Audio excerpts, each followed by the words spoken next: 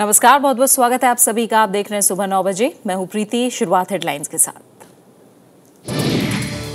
जम्मू कश्मीर के आरएसपुरा में पाकिस्तान की तरफ से भीषण गोलीबारी, अब तक 5 की मौत, 25 से ज्यादा घायल।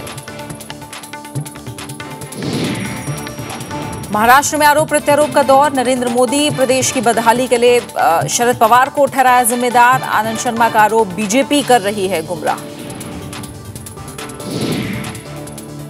हरियाणा में भूपेंद्र सिंह हुड्डा ने केंद्र सरकार के कामकाज पर उठाए सवाल। बीजेपी अध्यक्ष का आरोप, प्रदेश सरकार कर रही है समस्याओं की अनदेखी।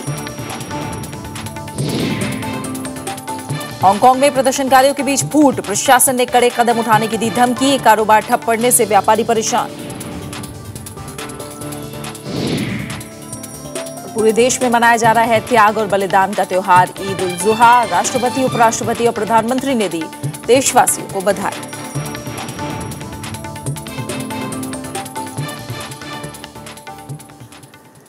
ईद के दिन जम्मू कश्मीर में फिर से पाकिस्तान ने युद्ध विराम का उल्लंघन किया है। रिपोर्ट के मुताबिक हमले में 5 लोगों की मौत हुई है, जबकि 25 से ज्यादा लोग घायल हो गए हैं। आरएसपुरा इलाके में सीमा पार से पाकिस्तानी जवानों ने गोले दागे। सीमा से सटे कुछ इलाकों में कल रात से गोलीबारी और मोर्टार दागने की खबरें आ रही हैं। पाकिस्तान की फायरिंग की चपेट में कई गांव आए, जिनमें अरनिया और काकू दे कोठी अहम हैं।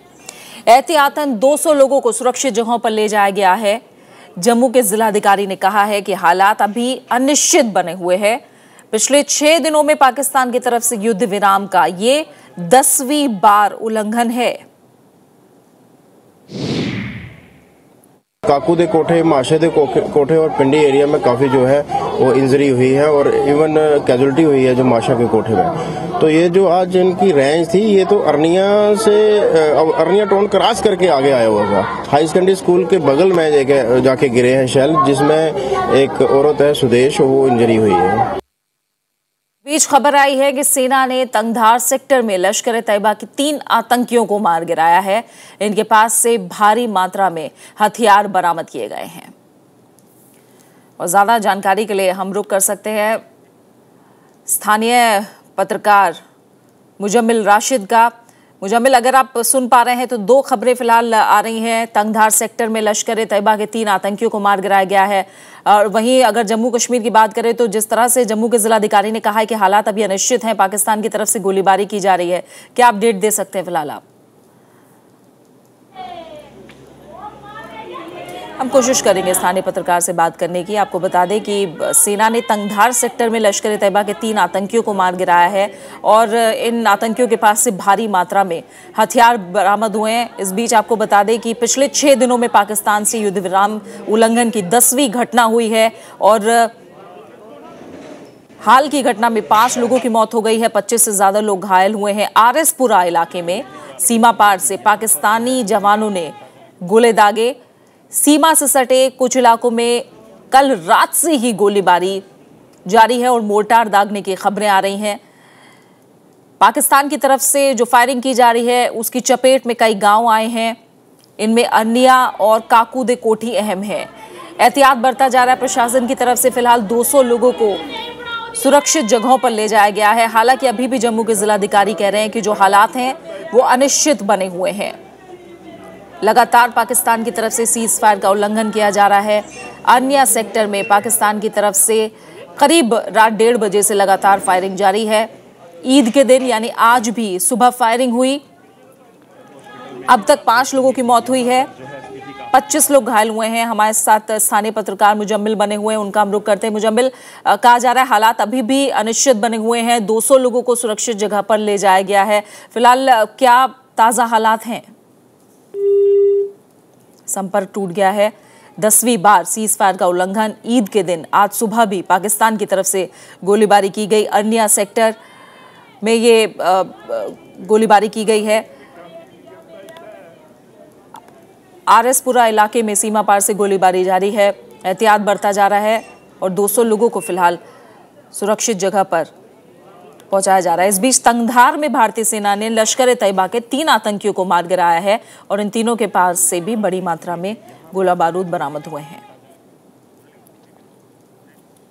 आगे की खबर का रुख करते हैं। जम्मू कश्मीर में सुरक्षा बलों ने आतंकवादियों के एक ठिकाने को भी खोज निकाला है और इस जगह से भारी मात्रा में हथियार बरामद किए हैं।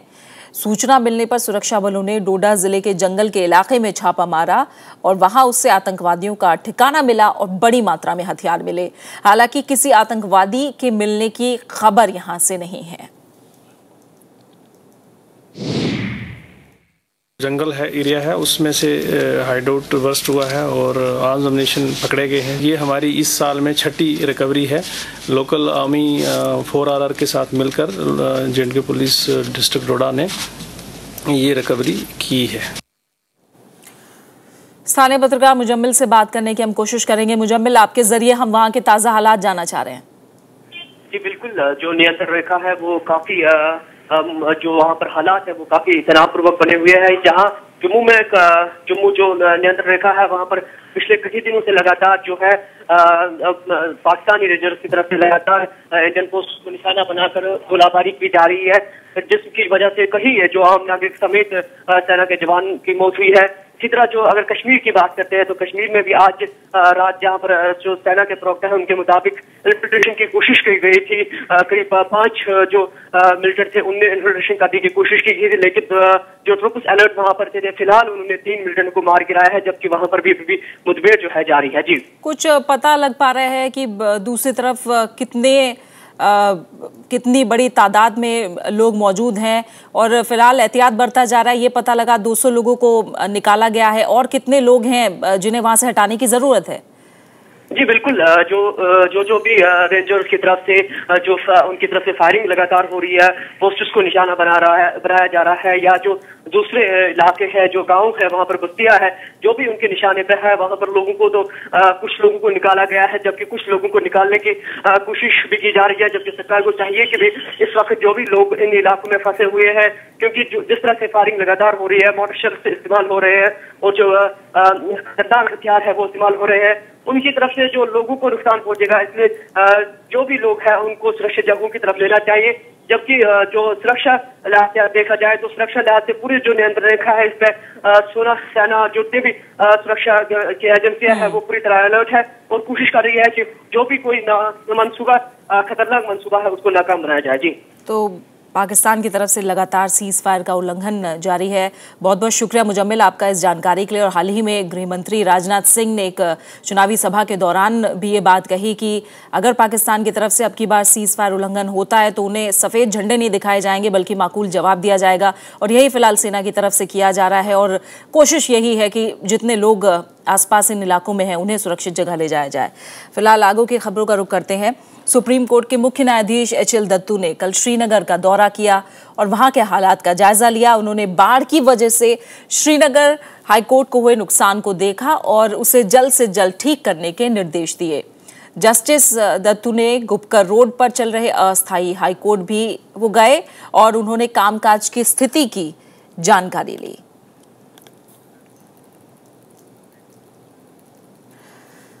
पटना गांधी मैदान हादसे के 2 दिन बाद रविवार को बिहार सरकार ने 4 अधिकारियों का तबादला कर दिया है।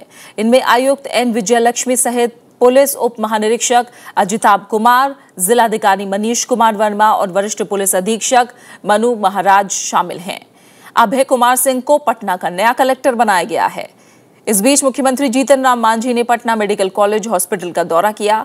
उन्होंने माना कि अस्पताल में इंतजाम बेहतर नहीं है और मरीजों को सुविधाएं नहीं मिल पा रही हैं। दशहरे के दिन हुए हादसे में घायल 30 लोग अब भी अस्पताल में हैं। हम बाथरूम में घुस करके भी देखा इमरजेंसी में, बाथरूम की स्थिति बहुत खराब है। वहाँ न पानी है न सफाई है। सुपरिटेंडेंट को भी हम बुलाया, सुपरिटेंडेंट यहाँ उपस्थित नहीं है, पता नहीं कहाँ चले गए हैं। और उसके अलावे कुछ प्रिंसिपल और डिप्टी सुपरिटेंडेंट यहाँ थे, सबके माध्यम से हम सब जगह गए देखने, स्थिति असंतोषजनक है। विज्ञान और प्रौद्योगिकी मंत्रालय विज्ञान में करियर बनाने और अनुसंधान के इच्छुक युवाओं को आकर्षित करने के लिए लगातार कदम उठा रहा है। इंस्पायर नामक इस कार्यक्रम में 10 से लेकर 32 वर्ग तक के लोगों को आमंत्रित किया गया है। इसके तहत चौथे राष्ट्रीय स्तरीय प्रदर्शनी और परियोजना प्रतियोगिता की शुरुआत आज से दिल्ली के प्रगति मैदान में हो रही है। ये प्रदर्शनी 8 अक्टूबर तक चलेगी। इंस्पायर पर हमारी विशेष पेशकश भी आप देख सकते हैं शाम 5 बजे हमारे कार्यक्रम साइंस वॉरियर में। और आप बने रहिए हमारे साथ, लौट रहे एक छोटे से ब्रेक के बाद।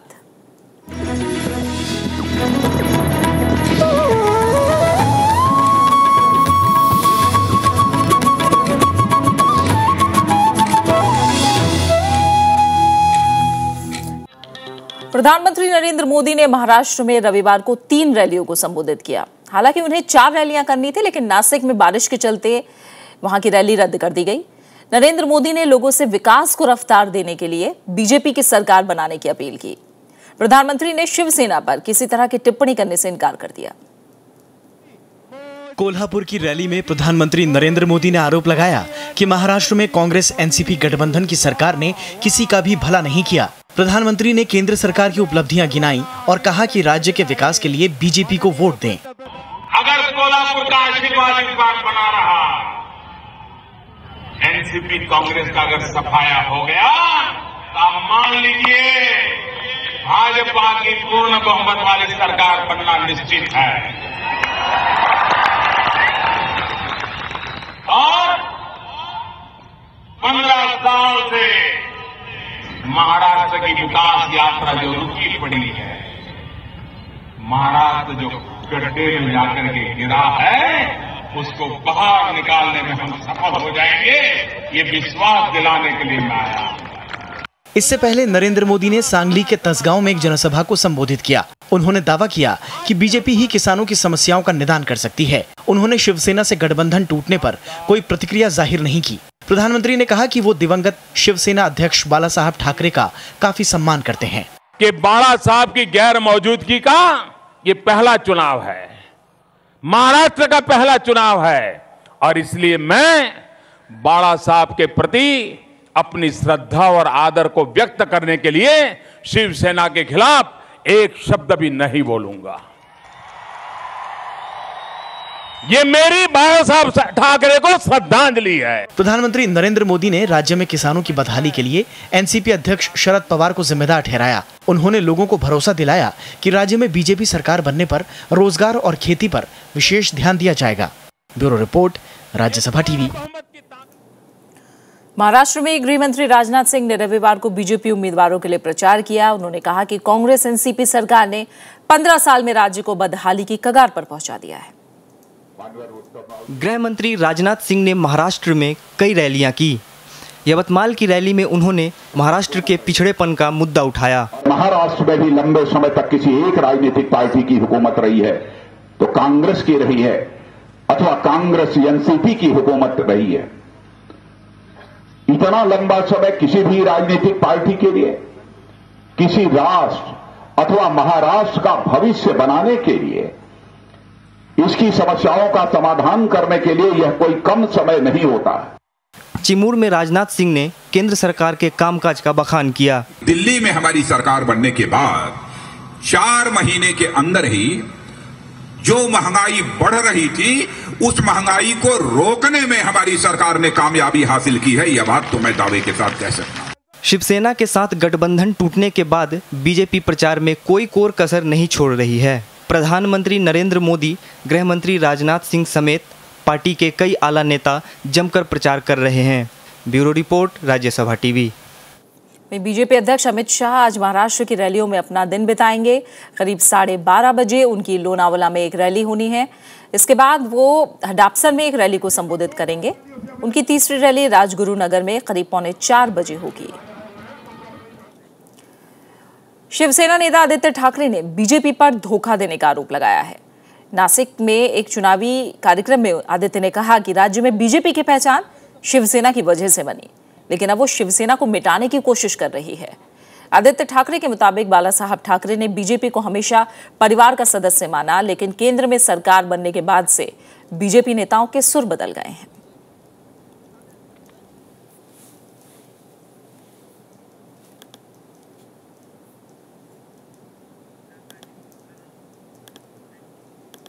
कांग्रेस के नेता और पूर्व केंद्रीय मंत्री आनंद शर्मा ने प्रधानमंत्री नरेंद्र मोदी पर तथ्यों के बारे में गलत जानकारी देने का आरोप लगाया है।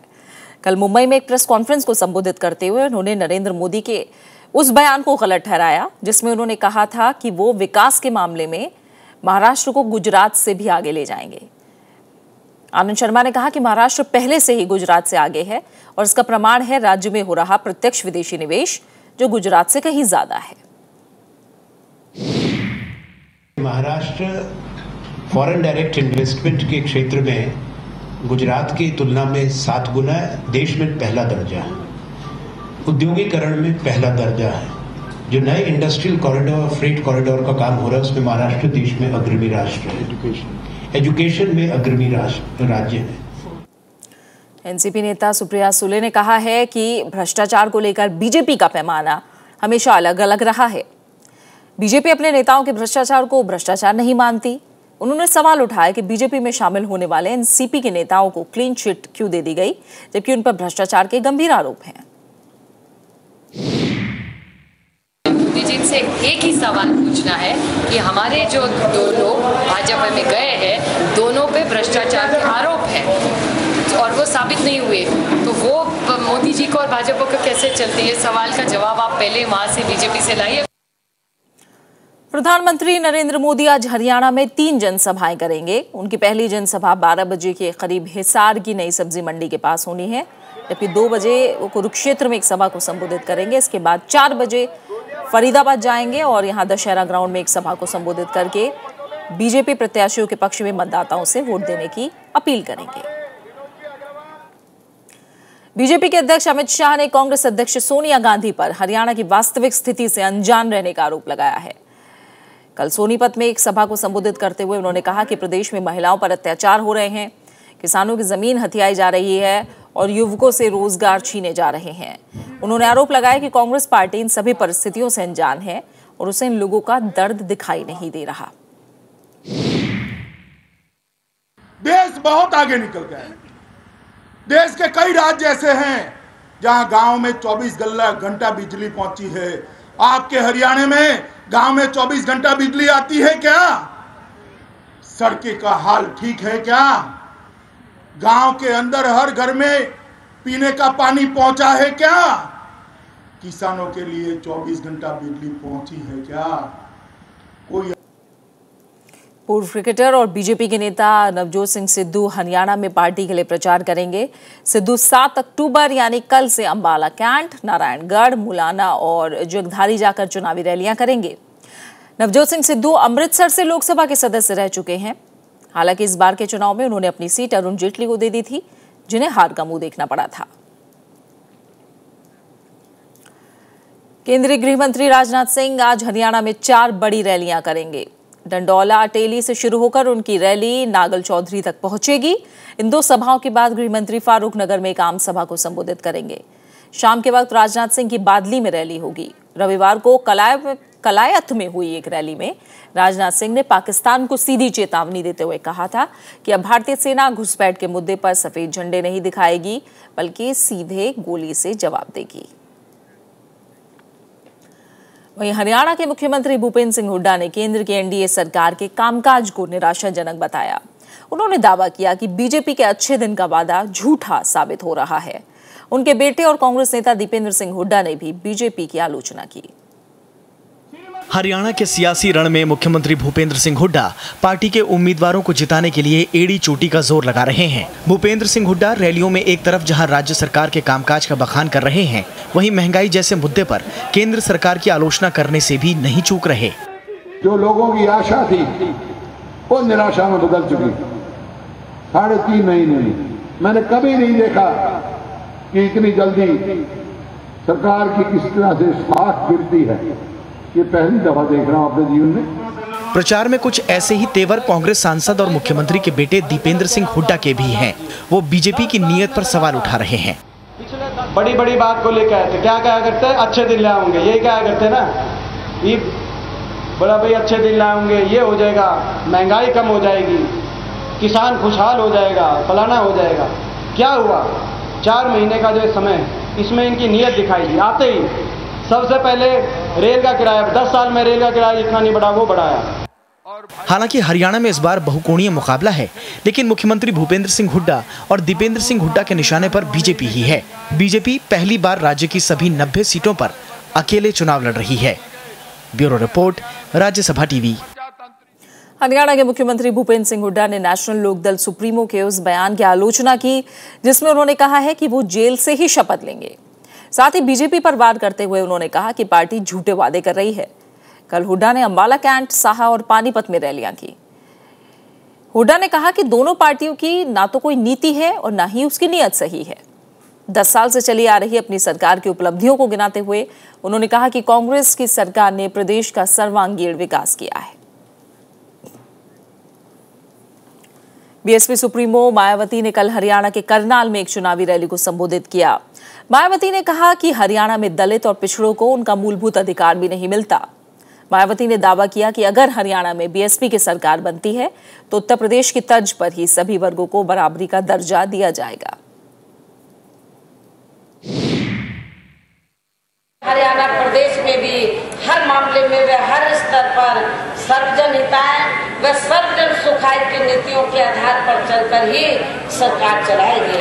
सदियों से आज भी चली आ रही गैर बराबरी वाली सामाजिक व्यवस्था को बदल के या समता मूलक समाज व्यवस्था को भी स्थापित करने का पूरा प्रयास करें।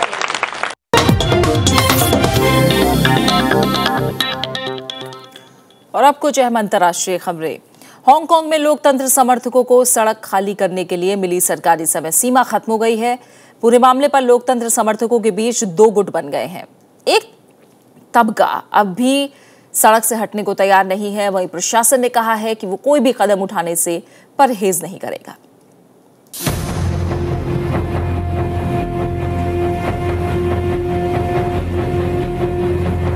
सरकारी समय सीमा खत्म होने के बाद लोकतंत्र के समर्थन में किया जा रहा ऑक्यूपाई सेंट्रल आंदोलन 2 भागों में बंटा मालूम पड़ रहा है।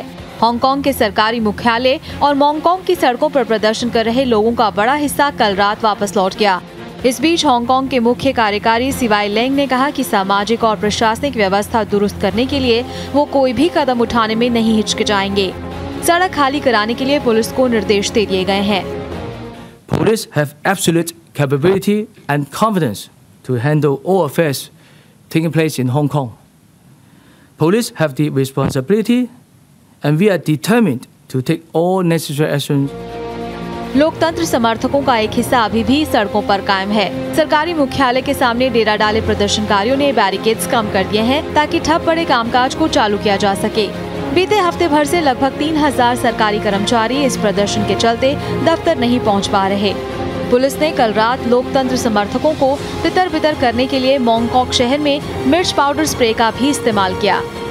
聽日係開始返工返學啦，咁即係有機會警察會開始清場嘅，但係我覺得即係我哋而家因為琴日發生咗暴力事件，咁樣其實我覺得警察即係越嚟越多人嚟到旺角嚟支援啦，咁我覺得其實警察清場都某一定嘅程度上有佢嘅難度喺度嘅。उधर चीनी समर्थकों ने ऑक्यूपाई सेंट्रल आंदोलन के खिलाफ शक्ति प्रदर्शन के लिए नए सिरे से सड़क पर उतरने का फैसला किया है।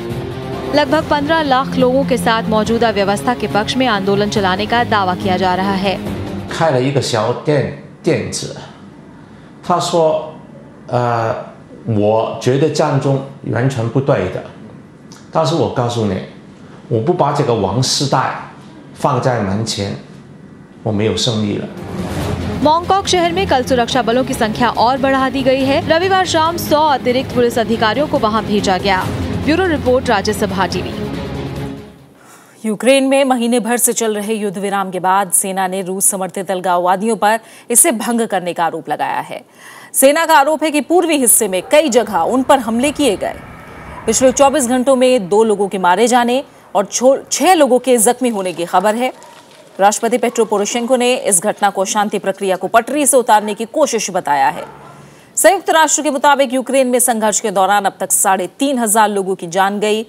हालांकि राष्ट्रपति पोरोशेंको ने ये दावा नहीं कर रहे हैं कि हमले अलगाववादियों की तरफ से ही किए गए। राष्ट्रीय रक्षा काउंसिल के प्रवक्ता के मुताबिक युद्ध विराम के बाद से यूक्रेन में शांति का माहौल है। Місяцю цього перемир'я було звільнено з полону більше 1000 наших військовослужбовців і заручників, які знаходилися у полоні. завдяки цьому перемир'ю припинилися активні бойові дії, наступи на наші позиції. ब्राजील के राष्ट्रपति चुनाव में ताज़ा खबर मिलने तक मौजूदा राष्ट्रपति डिल्मा रूसेफ 40.53% वोटों के साथ आगे चल रहे हैं। अब तक 86.55% वोटों की गिनती हुई है। इसमें चांसलर एसियो नेव्स 34.83% वोट के साथ दूसरे नंबर पर हैं, जबकि मानिया सिल्वा 21% वोट के साथ तीसरे स्थान पर हैं। अगर मतदान के इस पहले चरण में राष्ट्रपति रूसेफ 50% से ज्यादा वोट नहीं बटोर पाते हैं तो सबसे नजदीकी उम्मीदवार के साथ उन्हें दूसरे चरण के मतदान में उतरना पड़ेगा। दूसरे दौर के मतदान के लिए 26 अक्टूबर का दिन निर्धारित है। हालांकि डिल्मा रूसेफ ने कहा है कि वो दूसरे दौर में टक्कर लेने के लिए तैयार हैं। ब्राजील में फिलहाल उनके पक्ष में माहौल दिखाई दे रहा है। Ela fez bastante casa para o povo pobre, a pobreza lá, e abriu o canal de água para o sertão. Indonesia में अवैध सोने की खदान धंसने से उसमें फंसे 18 लोगों की मौत हो गई है, जिसमें 2 महिलाएं भी शामिल हैं। अब तक 15 लोगों की पहचान कर ली गई है। इंडोनेशिया के पश्चिमी कालीमंतन प्रांत में ये घटना घटी, जब अवैध खुदाई के लिए कुछ लोग वहां गए। प्रशासन ने बचाव के लिए सुरक्षा बलों की एक टोली वहां भेजी है। छोटे स्तर पर अवैध खनन यहां आम है, लिहाजा इस तरह की घटनाएं भी वक्त बेवक्त देखने को मिल जाती हैं।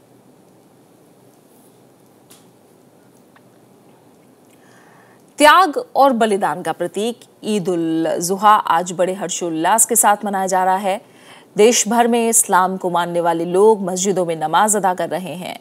राष्ट्रपति, उपराष्ट्रपति और प्रधानमंत्री ने इस पर्व पर देशवासियों को बधाई दी है।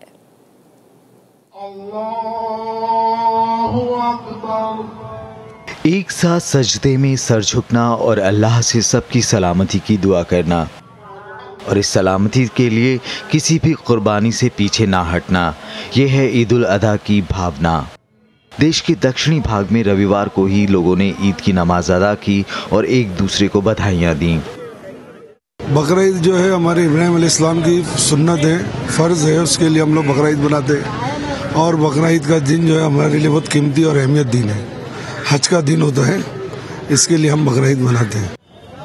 इस ईद को बकरीद के नाम से भी जाना जाता है। लखनऊ में आज के दिन के लिए पशुओं का बाजार लग जाता है। कई बकरे तो हजारों से लेकर लाखों तक में बिक जाते हैं। मेरे बकरे में अल्लाह मोहम्मद लिखा हुआ है। यह 6 महीने का बच्चा रहा जब से यह देखा गया है इसके ऊपर। अभी आप मंडी लेके आए हैं? जी हाँ, मंडी लेके आए। इसके 2.5 लाख रुपए डिमांड रखी मैंने। ईद के इस पाक मौके पर मक्का में करीब 20 लाख श्रद्धालु जमा हुए और उन्होंने दुनिया में अमन और शांति के लिए दुआ मांगी। ईद का त्यौहार इसलिए ख़ास मायने रखता है क्योंकि आज ही के दिन पैगंबर इब्राहिम अल्लाह के हुक्म पर अपने बेटे इस्माइल की कुर्बानी देने को तैयार हो गए थे। Bureau report, Rajya Sabha TV. और इसी के साथ फिलहाल इस बुलेटिन में इतना ही। जाते जाते एक नजर हेडलाइंस पर। जम्मू कश्मीर के आरएसपुरा में पाकिस्तान की तरफ से भीषण गोलीबारी, अब तक 5 की मौत, 25 से ज्यादा घायल। महाराष्ट्र में आरोप प्रत्यारोप का दौर, नरेंद्र मोदी ने प्रदेश की बदहाली के लिए शरद पवार को ठहराया जिम्मेदार। आनंद शर्मा का आरोप, बीजेपी कर रही है गुमराह। हरियाणा में भूपेंद्र सिंह हुड्डा ने केंद्र सरकार के कामकाज पर उठाए सवाल। बीजेपी अध्यक्ष का आरोप, प्रदेश सरकार कर रही है समस्याओं की अनदेखी। हांगकांग में प्रदर्शनकारियों के बीच फूट, प्रशासन ने कड़े कदम उठाने की दी धमकी। कारोबार ठप पड़ने से व्यापारी परेशान। तो पूरे देश में मनाया जा रहा है त्याग और बलिदान का त्योहार ईद उल जुहा। राष्ट्रपति, उपराष्ट्रपति और प्रधानमंत्री ने दी देशवासियों को बधाई।